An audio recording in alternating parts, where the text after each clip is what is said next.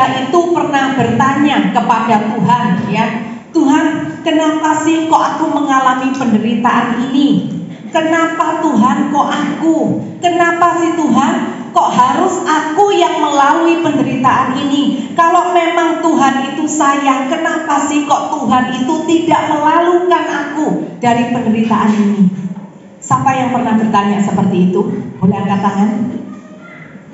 Oh ya, tidak banyak ya, mungkin tidak sampai separuh.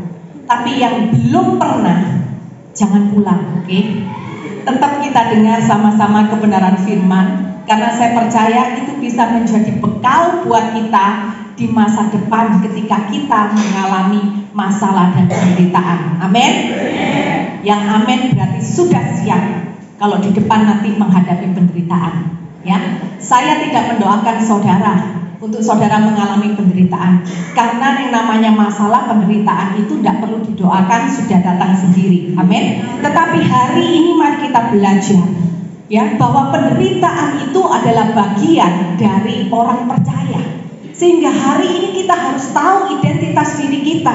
Kalau kita berkata, Tuhan, saya percaya kepada Engkau, berarti kita tidak boleh anti terhadap penderitaan. Kita nggak boleh anti terhadap masalah, tapi jangan cari masalah. Amin. Jangan buat pusing Bapak dan Ibu Gembala di gereja ini. Amin, saudara. Coba kita buka di dalam Mazmur 90 ayat yang ke-10.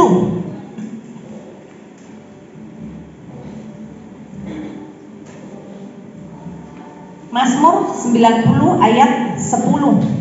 Masa hidup kami 70 tahun, dan jika kami kuat 80 tahun. Dan kebanggaannya adalah apa, saudara? Kesenangan,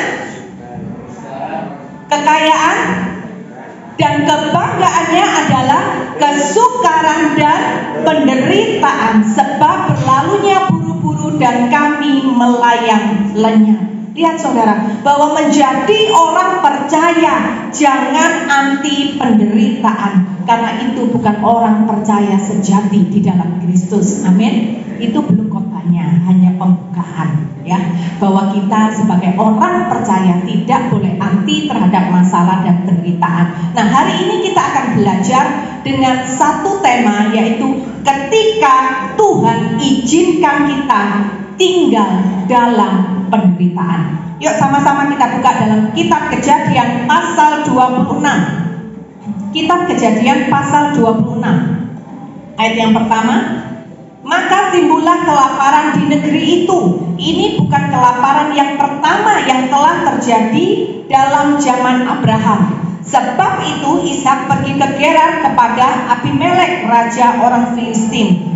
Lalu Tuhan menampakkan diri kepadanya serta berfirman, janganlah pergi ke Mesir, diamlah di negeri yang akan kukatakan kepadamu.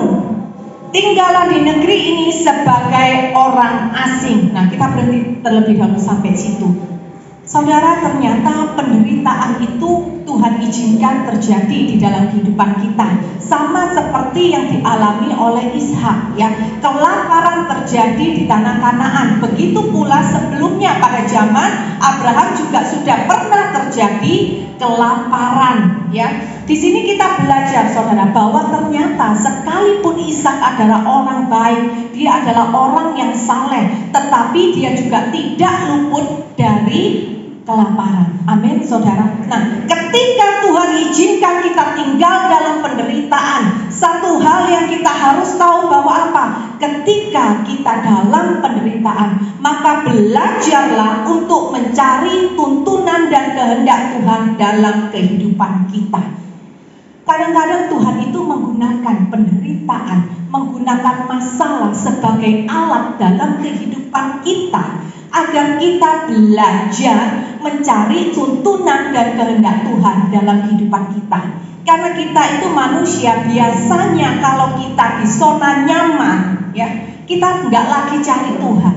Kalau kita sedang di zona nyaman, kita ini jadi orang yang jalannya itu bablas, ya, nggak tahu jalan, dan kita mencari jalan itu sesuai dengan keinginan kita sendiri. Kita melakukan segala sesuatu yang kita inginkan dengan kekuatan kita dan kita tidak lagi mencari Tuhan.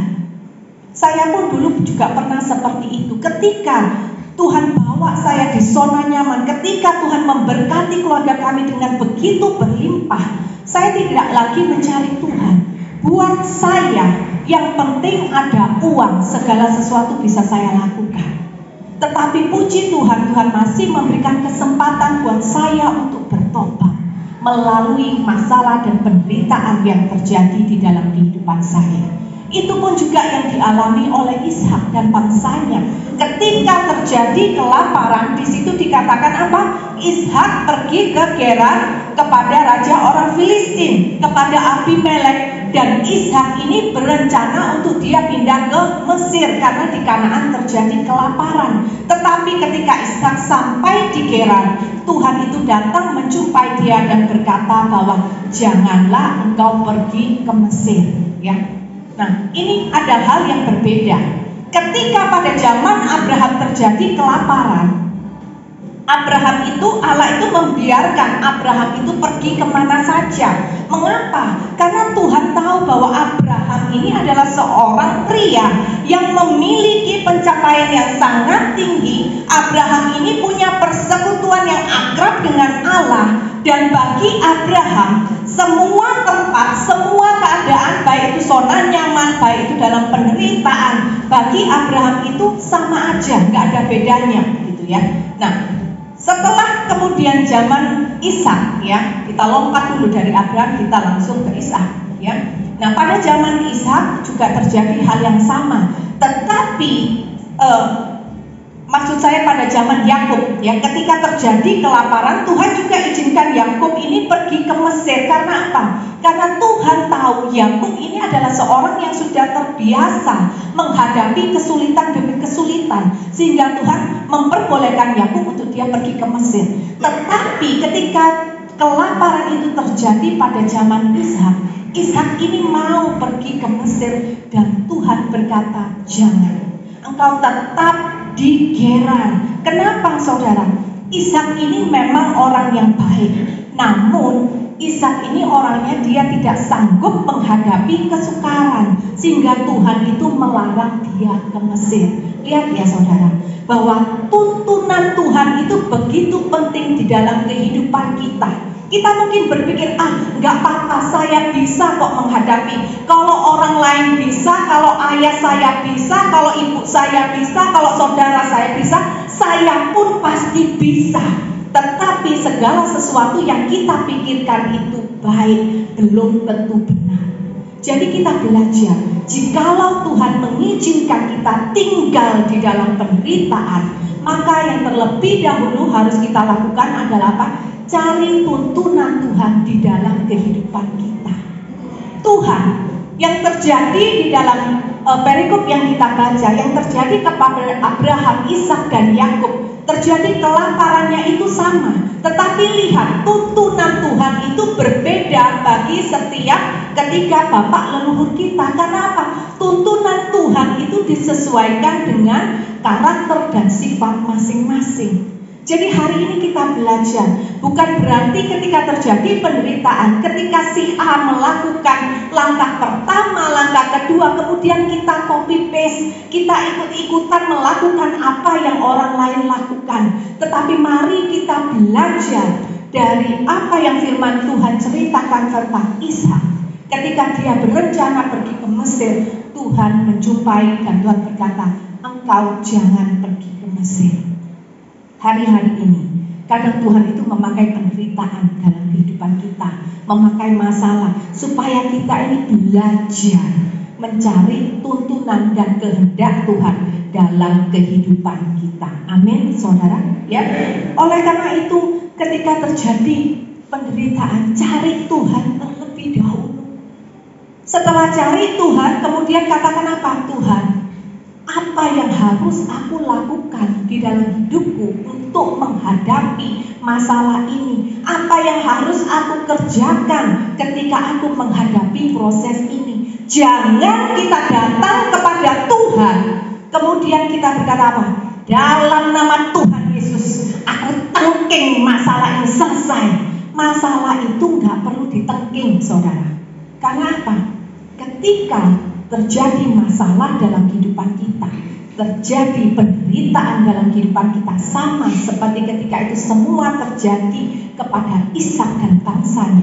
Segala sesuatu yang terjadi itu semua sudah seizin Tuhan. Amin. Firman Tuhan mengatakan satu helai rambut aja nggak akan jatuh kalau Tuhan tidak izinkan. Berarti kalau semua yang terjadi seizin Tuhan, pasti ada maksud dan tujuan Tuhan yang baik. Amin, saudara. Selalu ada tujuan yang baik, sekalipun itu berupa penderitaan, sekalipun itu tidak mengenakan bagi diri kita. Tapi ketahuilah bahwa Tuhan tidak pernah bertujuan untuk membuat saudara dan saya terpuruk ketika menghadapi penderitaan. Tetapi Tuhan mau supaya kita belajar untuk mencari tuntunan, pimpinan, dan kehendak Tuhan bagi setiap kita. Amin. Masalah itu bukan untuk dihindari, tetapi harus dihadapi.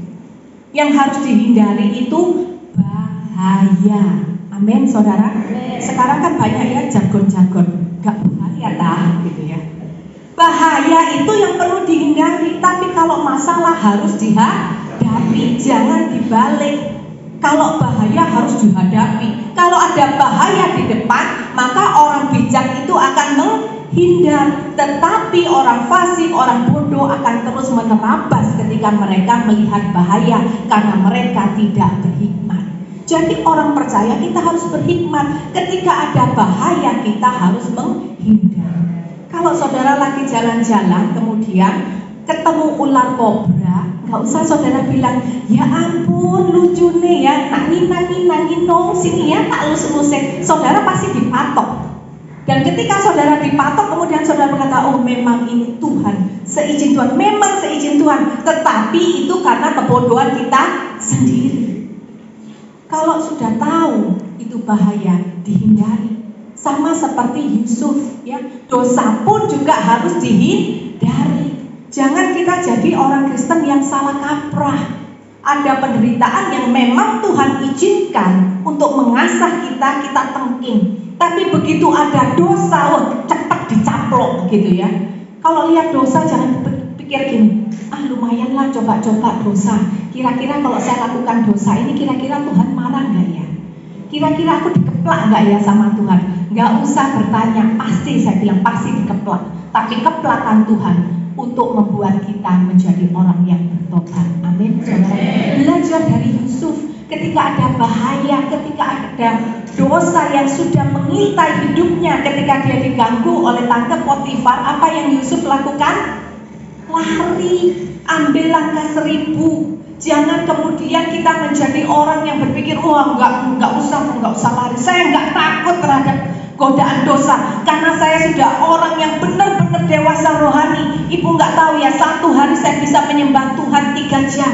Saudara mau nyembah Tuhan 3 jam, 8 jam. Firman Tuhan mengatakan jangan engkau berpikir engkau bisa teguh berdiri, kemudian engkau bisa jatuh ke dalam pencobaan. Karena apa? Manusia itu lemah, daging itu lemah, roh memang penurut. Oleh karena itu hari ini kalau lihat bahaya, lihat dosa, lari, ambil langkah lari 1000 langkah. Tapi kalau menghadapi masalah penderitaan, kita harus hadapi. Amin, saudara. Orang Kristen itu dilahirkan menjadi orang yang tangguh. Orang Kristen itu dilahirkan bukan untuk lari dari masalah, tetapi orang Kristen dilahirkan untuk menerobos masalah bersama dengan Tuhan. Itu yang jangan lupa. Jangan kemudian kita terobos dengan diri kita sendiri, nggak pakai tanya Tuhan, nggak datang dulu sama Tuhan, bukan. Tetapi orang Kristen diciptakan ketika ada masalah, dia akan terobos itu masalah bersama dengan Tuhan. Kita tahu Daud ya. Mengapa Daud itu berani menghadapi Goliat? Padahal Daud itu tidak punya pengalaman perang. Beda dengan raja, beda dengan prajurit-prajurit pada waktu itu. Mereka semua sudah ahli perang. Daud ini dikatakan apa? Perawakannya kecil ya. Goliat jauh lebih besar. Tetapi mengapa Daud itu berani menghadapi Goliat? Karena sebelumnya Daud itu sudah pernah melawan binatang buas. Tuhan izinkan Daud menghadapi binatang buas supaya itu menjadi ladang pelatihan bagi Daud untuk dia belajar berani menghadapi masalah ataupun rintangan di dalam hidupnya. Kenapa? Tuhan tahu bahwa satu hari kelak Daud itu akan melawan Goliat, sehingga Tuhan sudah persiapkan sebelumnya. Daud dilatih oleh Tuhan menghadapi binatang buas. Dan terbukti saudara, ketika ada Goliat yang menantang bangsa Israel, semuanya lari, raja juga lari, ketakutan, berkecil hati. Tetapi Daud berani menghadapi Goliat. Dia berani maju perang.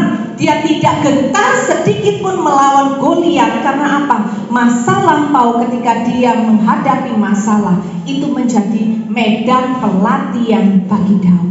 Jadi hari ini kalau kita hadapi masalah, jangan lari, jadikan itu semua medan latihan perang kita. Amin, saudara. Karena apa?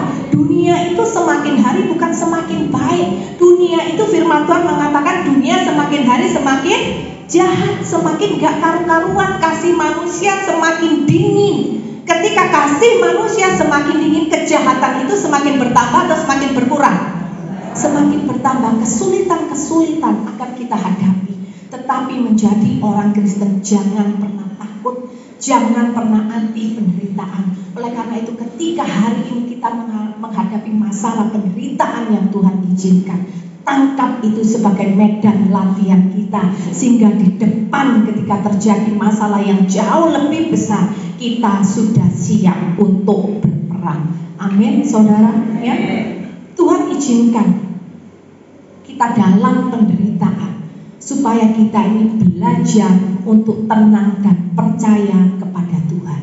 Ya, kalau kita di zona nyaman, kita tenang. Ada orang kalau di zona nyaman dia nggak ada damai sejahtera, gerusa-gerusu, sedih, nggak ada. Adanya mereka happy, merasa tenang, merasa nyaman. Karena apa? Semua keadaannya itu baik, tenang. Jadi nggak perlu belajar lagi untuk tenang dan percaya pol. Bahkan kadang-kadang kita bisa percaya over pede karena kita pikir kita punya segalanya. Tetapi ketika kita menghadapi penderitaan, kita diam di dalam penderitaan, kita masuk di dalam penderitaan. Ada yang namanya orang masuk penderitaan itu senang? Nggak ada. Sekalipun hamba Tuhan juga nggak suka masuk dalam penderitaan. Tapi kita belajar ya, bahwa segala sesuatu yang Tuhan izinkan terjadi pasti mendatangkan kebaikan. Apa kebaikannya? Belajar tenang dan percaya. Suami saya itu tipe orang yang ketika ada masalah sedikit aja dia tuh nggak tenang ya. Kebiasaan dia kalau gini, kunci mana ya? Loh, kunci hilang. Begitu bilang kunci hilang, dia sudah waduh bingung. Sampai mana kunci, ditaruh mana? Harus ngomel gitu ya. Terus saya bilang coba dicari di sakumu. Dia gini, nggak ada gitu. Setengah jam satu rumah bingung cari kunci. Setengah jam kemudian ketika dia sudah tenang, ternyata kuncinya ada di saku celana dia. Dan itu bukan hanya kejadian satu kali, dua kali. Kira-kira mencekno enggak kalau kayak gitu? Mencekno, ya kan? Saudara bisa ketawa, kita satu rumah tuh tegang semua karena cari kunci yang ternyata ada di saku celana dia. Kenapa kok bisa gitu? Karena dia nggak tenang. Ketika mencari kunci itu bahasa Perancisnya itu apa? Gupo. Saudara ngerti enggak? Bahasa Perancis, ya itu saya ajari. Nggak tenang. Oleh karena itu ketika kita menghadapi penderitaan, belajar juga seperti Isa. Untuk apa? Dia belajar tenang dan percaya. Ketika dia sudah berencana mau pergi ke Mesir, tapi Tuhan berkata, no, jangan pergi ke Mesir. Di situ apakah diceritakan Isa kemudian kebingungan, kelimpungan, sampai enggak. Tetapi dia belajar untuk tenang dan percaya kepada tuntunan dan pimpinan Tuhan. Mungkin ketika saudara sudah mengalami penderitaan, saudara ada di dalam penderitaan, saudara datang kepada Tuhan, minta pimpinan Tuhan. Masalah itu enggak langsung selesai, tetapi belajarlah ketika kita datang minta pimpinan Tuhan, Tuhan itu pasti memberikan pimpinannya, Tuhan pasti memberikan kekuatannya kepada kita, sehingga sekalipun masalah itu belum selesai, kita tidak perlu panik, tetapi belajar, percaya, dan tenang, karena kita tahu bahwa kita menjalaninya bersama dengan Tuhan. Amin, saudara. Di dalam Mazmur 62 dikatakan, hanya pada Allah saja kiranya aku tenang, hanya kepada Allah saja. Berarti ketenangan itu tidak bisa kita dapatkan di tempat lain, hanya ketika kita datang kepada Tuhan. Sebab kenapa saudara? Hanya daripada Tuhan saja kita memperoleh harapan kita. Satu-satunya harapan di dalam kehidupan kita itu hanya Tuhan. Amin, saudara. Hanya Dialah gunung batuku dan keselamatanku, kota bentengku. Aku tidak akan goyah. Ketika kita datang kepada Tuhan, Tuhan tidak akan biarkan kita goyah, tetapi Tuhan akan berikan kita ketenangan. Tapi satu hal yang harus kita pegang, kita harus percaya, beriman kepada Tuhan. Amin, saudara. Yang kedua, ketika Tuhan izinkan kita dalam penderitaan, apa yang harus kita lakukan? Jangan overthinking, ya. Jangan overthinking, jangan berpikir terlalu berlebihan, jangan berpikir negatif terlalu berlebihan. Coba kita baca di dalam ayat yang ke-7. Ketika orang-orang di tempat itu bertanya tentang istrinya, berkatalah ia, dia saudaraku, sebab ia takut mengatakan ia istriku. Jadi Ishak ini takut ketika ditanya, ini siapa ya yang cantik? Dia berkata apa? Ini saudariku, padahal itu adalah istrinya. Kenapa kok Ishak harus berbohong? Jawabannya karena apa? Karena pikirnya, jangan-jangan aku dibunuh oleh penduduk tempat ini karena Ribka, sebab elok parasnya. Lihat saudara, sekalipun Ishak ini adalah orang yang baik, tetapi dia masih bisa jatuh di dalam dosa. Dia berbohong, ya saudara. Dia melakukan kesalahan.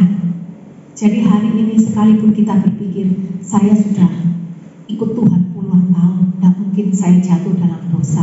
No, saudara, jangan selalu berpikir kita tidak mungkin jatuh.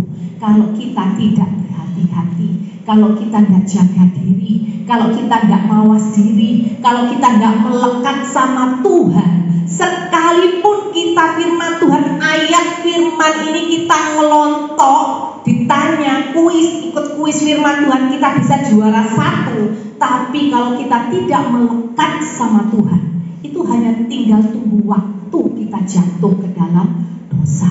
Ya, Ishak, dia orang yang saleh, dia orang yang baik, toh dia juga jatuh. Kenapa kok dia bisa jatuh dalam dosa?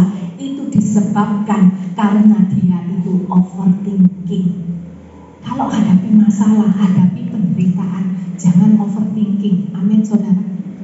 Kalau kita overthinking ketika kita menghadapi masalah, itu bisa membuat keputusan-keputusan kita bukan keputusan yang benar, bukan keputusan yang sesuai firman. Banyak orang ketika mengalami masalah dan penderitaan, karena dia selalu berpikir, aduh nanti gimana ya kalau nanti gimana ya kalau begitu, nanti gimana terus, nanti kalau gimana ini dan itu, padahal itu semua belum tentu terjadi. Maka banyak orang di luar sana, mereka mencari pertolongan yang bukan dari Tuhan.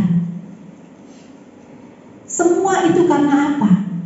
Percaya enggak? Percaya. Orang Kristen percaya enggak kepada Tuhan? Percaya. Percaya enggak kalau Tuhan itu sanggup menolong? Percaya. Tapi kenapa kok dia kemudian cari dukun? Kenapa kok dia cari peramal? Karena apa? Overthinking ketika menghadapi penderitaan. Takut gimana ya kalau nanti terjadi ini dan itu. Nah, kita harus belajar dari Ishak. Karena dia overthinking, dia takut nanti kalau dia dibunuh karena mengatakan Ribka ini adalah istrinya. Tetapi kemudian saudara, apa yang terjadi di ayat 8? Setelah beberapa lama ia ada di sana, pada suatu kali menjenguklah Abimelek raja orang Filistin itu dari jendela. Maka dilihatnya Ishak sedang bercumbu-cumbuan dengan Ribka istrinya. Lalu Abimelek memanggil Ishak dan berkata, sesungguhnya dia istrimu, masakan engkau berkata dia saudaraku? Jawab Ishak kepadanya, kenapa? Karena pikirku jangan-jangan aku mati karena dia. Ayat 10, tetapi Abimelek berkata, apakah juga yang telah kau perbuat ini terhadap kami? Mudah sekali terjadi salah seorang dari bangsa ini tidur dengan istrimu, sehingga dengan demikian engkau mendatangkan kesalahan atas kami. Lalu Abimelek memberi perintah kepada seluruh bangsa itu, siapa yang mengganggu orang ini atau istrinya, pastilah ia akan dihukum mati. Lihat saudara, ternyata ketakutan Ishak itu tidak terjadi. Apa yang dia khawatirkan, bahwa orang-orang dari Abimelek ini akan membunuh dia kalau tahu Ribka itu istrinya, ternyata tidak terjadi. Bahkan Abimelek mengatakan apa saudara? Dia memberi jaminan kepada Ishak bahwa siapapun yang mengganggu Ishak dan istrinya, maka mereka akan dihukum mati. Lihat, Ishak takut, oh jangan-jangan Abimelek ini jahat ya, nanti aku dihukum mati ya, nanti aku dibunuh. Segala macam kekacauan di dalam pikirannya. Dia overthinking, ternyata apa yang dia takutkan tidak terjadi. Hati-hati kalau kita menghadapi masalah dan penderitaan. Yang selalu diserang oleh iblis itu adalah apa? Pikiran kita. Gimana caranya supaya pikiran ini tidak mudah diserang oleh iblis? Baca kebenaran firman Tuhan, melekat sama Tuhan hari-hari, waktu-waktu yang ada, datang menyembah sama Tuhan, sehingga kita memperoleh kekuatan dan kita semakin mengenal Tuhan, sehingga kita tidak lagi overthinking, kita tidak lagi jalan lari ke kiri ke kanan, tetapi kita tetap jalan lurus ke depan bersama dengan Tuhan. Amin, saudara. Ya, jangan memikirkan hal-hal yang terlalu tinggi. Di firman Tuhan itu dikatakan apa? Coba kita buka dalam Roma 12.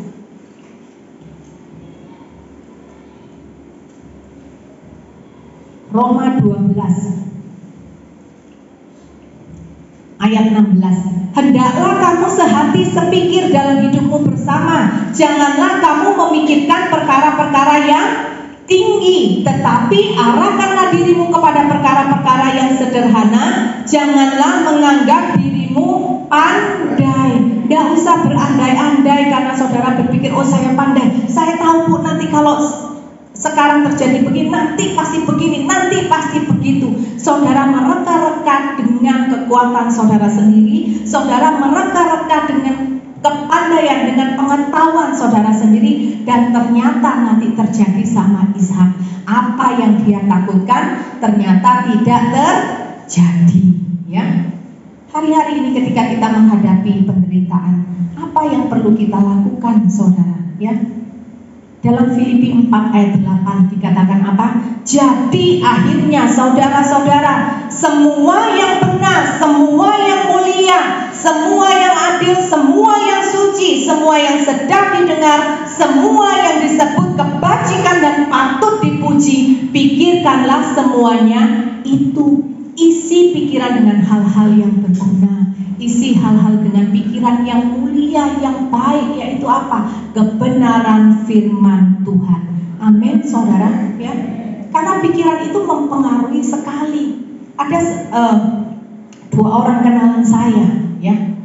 Yang satu ini ketika pergi ke dokter, dokter kemudian mengatakan ini kanker usus stadium 3.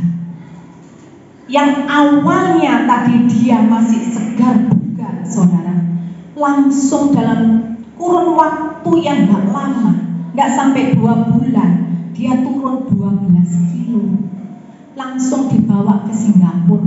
Karena kita teman-teman berkata, udahlah kamu ada duit, berangkat aja ke Singapura.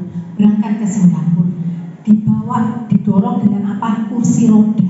Sudah gak bisa jalan. Dalam waktu 2 bulan, saudara, yang tadinya tegap, ya, yang tadinya gagah, belum sampai 2 bulan karena divonis kanker usus stadium 3, sampai di Singapura itu harus didorong dengan kursi roda. Sudah nggak kuat jalan.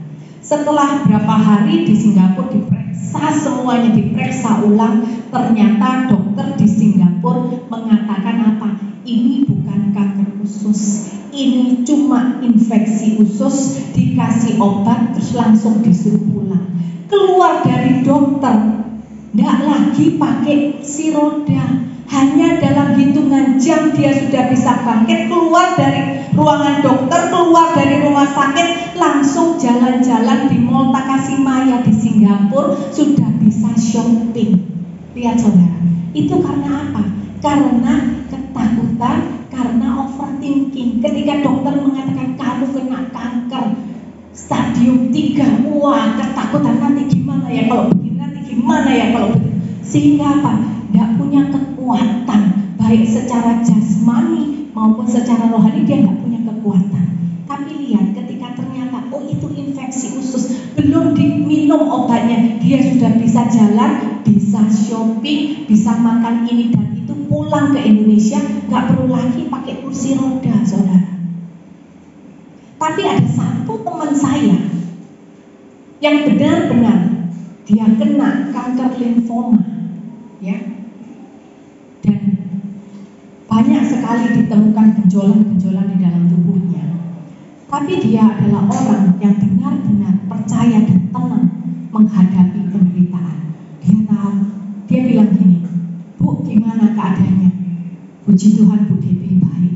Memang di badan saya dokter bilang banyak lampu-lampunya kelap-kelip. Saya anggap itu lampu kelap-kelip seperti lampu di pohon Natal, nah kayak gini ya, kelap-kelip. Itu benjolan-benjolan, itu sel kanker. Tapi dia berkata, nggak apa-apa Bu Devi, itu seperti lampu kelap-kelip yang menyala seperti pohon Natal. Dan dia benar-benar tenang menghadapi sakitnya. Saudara kalau lihat nggak kelihatan seperti orang sakit, dia pun juga masih pelayanan gitu ya. Dia memang berobat ke Singapura, tapi kalau pulang ke Surabaya dia selalu pelayanan. Dan benar-benar dia menjadi teladan. Apakah dia sudah sembuh? Belum sembuh, masih kankernya, dan sampai hari ini dia juga masih menjalani pengobatan di Singapura. Tetapi kenapa? Dia tetap bisa kuat, bisa pelayanan, masih memperhatikan orang ini dan itu, masih konselingin orang gitu ya. Karena apa? Dia nggak overthinking. Ditanya sama jemaat, Bu, kamu nggak takut mati? Dia bilang, Ibu khawatir nggak menghadapi kanker? Dia bilang, saya percaya sama Tuhan. Kalau Tuhan memang masih mengizinkan saya, masih mau pakai saya buat kerajaan Tuhan, maka saya percaya saya akan sembuh. Tetapi kalau memang sudah waktunya bagi saya untuk berpulang, saya akan berpulang dengan sukacita. Karena saya tahu ketika kematian menjemput saya, itu waktunya saya berjumpa dengan Tuhan yang selama ini saya sembah dalam hidup saya. Mengapa dua orang ini berbeda? Semuanya itu dilalui dengan pikiran. Amin, saudara. Jangan biarkan pikiran kita itu kemana-mana kalau kita menghadapi masalah penderitaan. Jangan overthinking seperti Ishak. Lihat, karena dia overthinking, dia hampir menyelakai orang lain. Ya, dia hampir menyelakai Raja Abimelek, sampai Raja Abimelek berkata, apa yang kau lakukan ini? Engkau mendatangkan celaka atas kami. Kenapa engkau berbohong? Dia istrimu, kau katakan itu saudarimu. Nah lihat saudara, ketika orang benar melakukan dosa, maka itu akan berdampak kepada orang-orang di sekitar kita, terutama keluarga kita. Baiklah kita menjaga setiap pikiran, perkataan, perbuatan kita.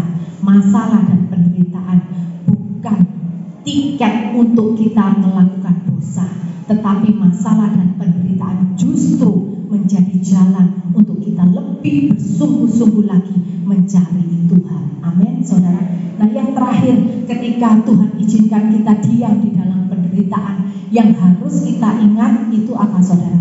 Masalah itu membutuhkan waktu, ya, semuanya itu proses. Mungkin masalah itu nggak langsung selesai, nggak langsung dapat pemulihan. Tapi satu hal yang kita harus belajar yaitu apa? Bahwa masalah itu ada kadaluarsanya, tetapi kasih setia Tuhan sampai selama-lamanya. Amin, saudara.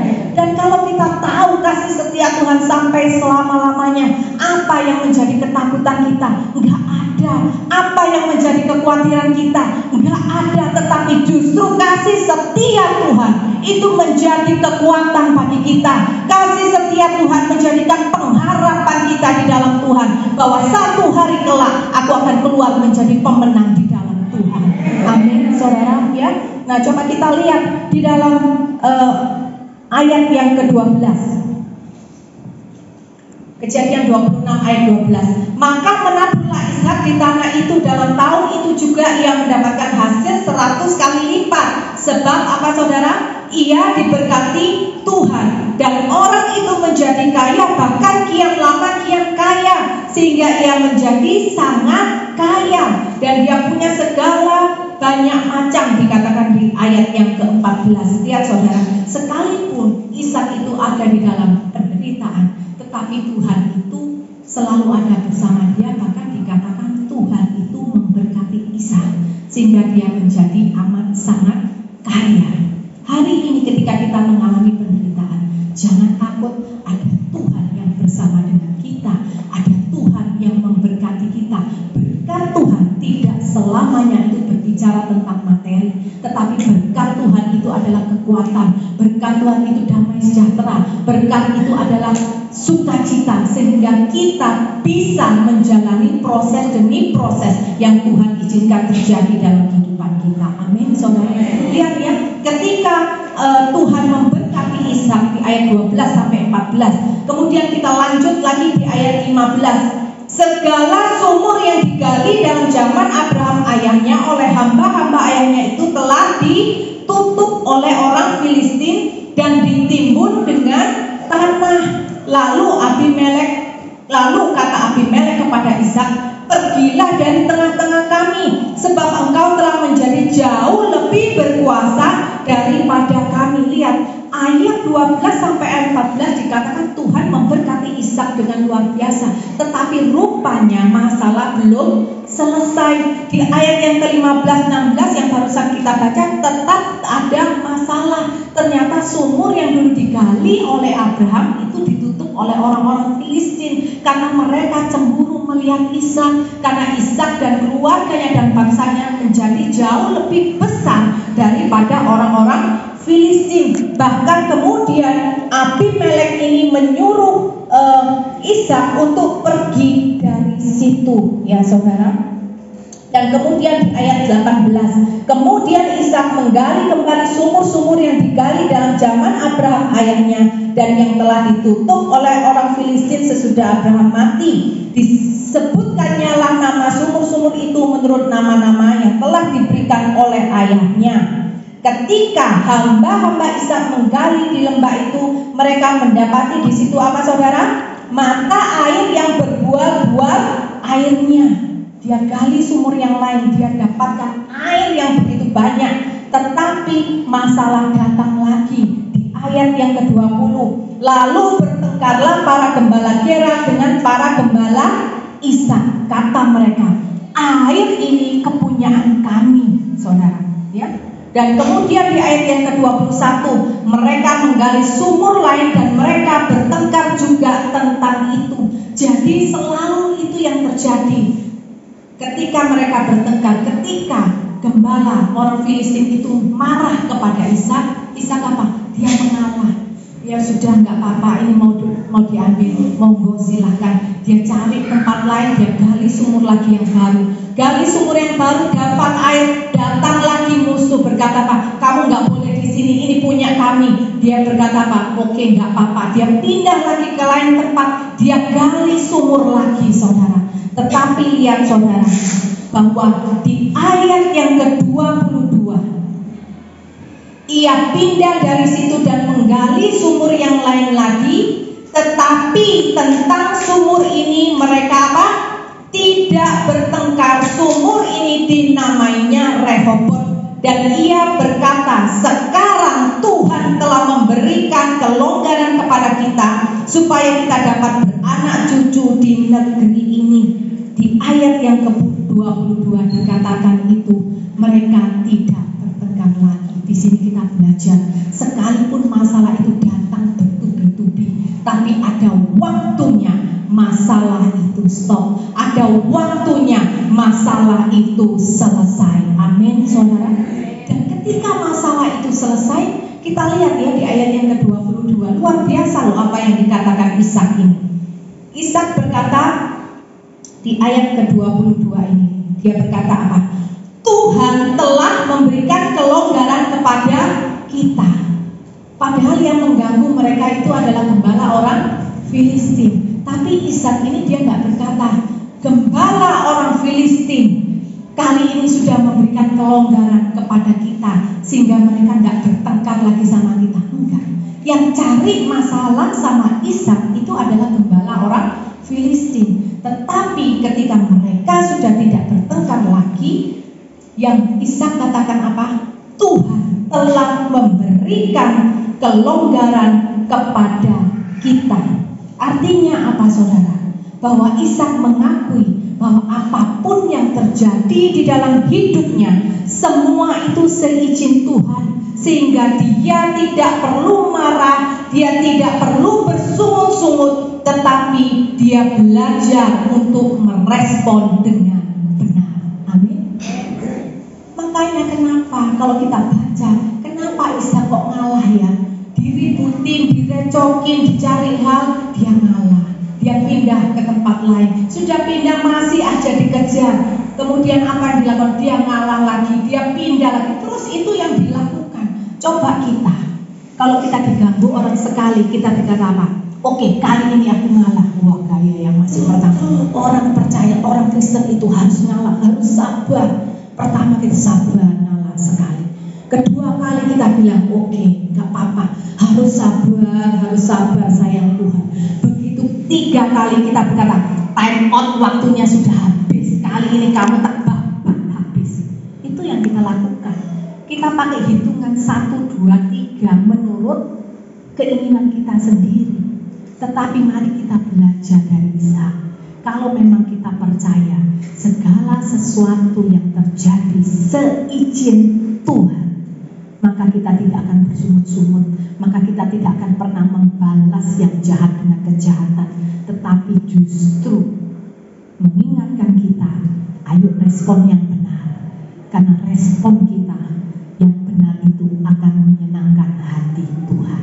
Amin, saudara. Dan lihat ketika Ishak ini dia merespon dengan hal yang benar, saudara. Dia tidak bersungut-sungut, dia legowo dengan apa yang terjadi, saudara, di dalam hidupnya. Ketika Ishak ini merespon dengan benar, kita lihat ayat yang ke-26.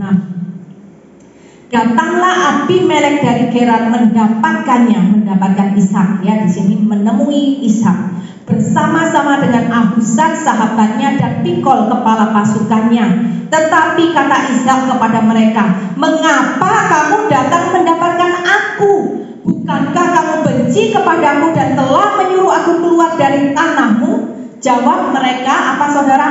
Kami telah melihat sendiri bahwa Tuhan menyertai engkau. Sebab itu kami berkata, baiklah kita mengadakan sumpah setia antara kami dan engkau, dan baiklah kami mengikat perjanjian dengan engkau bahwa engkau tidak akan berbuat jahat kepada kami, seperti kami tidak mengganggu engkau, dan seperti kami semata-mata berbuat baik kepadamu dan membiarkan engkau pergi dengan damai. Bukankah engkau sekarang yang diberkati Tuhan? Lihat saudara, di sini Tuhan menunjukkan pembelaannya kepada Ishak tanpa Ishak minta. Sampai musuh-musuhnya melihat, oh ternyata Ishak adalah orang benar yang diberkati oleh Tuhan. Sehingga kemudian mereka datang kepada Ishak, mereka minta perdamaian karena mereka takut Ishak ini membalas dendam kepada mereka. Saudara, Tuhan mengajarkan kepada Ishak apa? Ketika Tuhan memberikan pembelaannya, jangan takut kepada penderitaan terhadap masalah. Selama engkau berjalan di dalam kebenaran, selama engkau berjalan bersama dengan Tuhan, selama engkau mengandalkan Tuhan dalam hidupmu, selama responmu benar, engkau akan baik-baik saja. Karena pembelaan Tuhan itu nyata terhadap orang benar. Amin, saudara. Tuhan tunjukkan kepada musuh Ishak bahwa apa? Ketika engkau berbuat jahat kepada orang benar, maka yang engkau musuhi bukanlah orang itu, tetapi yang engkau musuhi adalah Tuhan semesta alam. Amin, saudara. Hari ini jangan takut. Sekalipun saudara mengalami masalah, saudara menghadapi penderitaan, masih lagi ada orang yang berbuat jahat kepada saudara. Saudara mengalami ketidakadilan dalam hidup ini. Selama kita berjalan bersama dengan Tuhan, Tuhan akan menunjukkan pembelaannya kepada kita tanpa kita minta. Amin, saudara.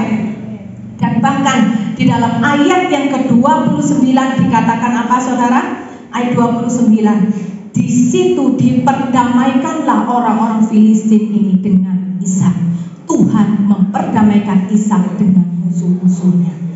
Ketika kita tetap terus berjalan bersama dengan Tuhan, ketika kita menabur kebenaran demi kebenaran, ketika kita menabur kebaikan seperti Ishak lakukan, maka satu hari kelak orang yang memusuhi kita, Tuhan akan perdamaikan. Karena mereka melihat bahwa kita adalah orang-orang benar, di mana Tuhan selalu berpihak kepada orang benar. Tetapi kita pun juga harus belajar seperti Ishak. Sekalipun dia sudah dibela oleh Tuhan. Lihat ayat ke-30. Kemudian Ishak mengadakan perjamuan bagi mereka, lalu mereka makan dan minum. Ketika musuhnya datang kepada Ishak, tidak menjadikan Ishak menjadi orang yang besar kepala, tidak menjadikan dia orang yang sombong. Dia tidak berkata, sekarang ya kamu cari aku, memangnya kamu pikir kamu siapa? Pergi sana, aku nggak mau tahu sama kamu. Kamu lihat aja ya, tunggu pembalasanku. Enggak, itu cuma ada di drakor. Amin. Itu cuma ada di sinetron. Di firman Tuhan nggak diajarkan seperti itu. Tetapi yang Ishak lakukan ketika musuh-musuhnya datang kepada dia, dia bukan hanya sekedar menyambut mereka dengan tangan terbuka, tetapi Ishak apa yang dilakukan? Mengadakan perjamuan buat musuh-musuhnya. Mereka makan dan minum bersama.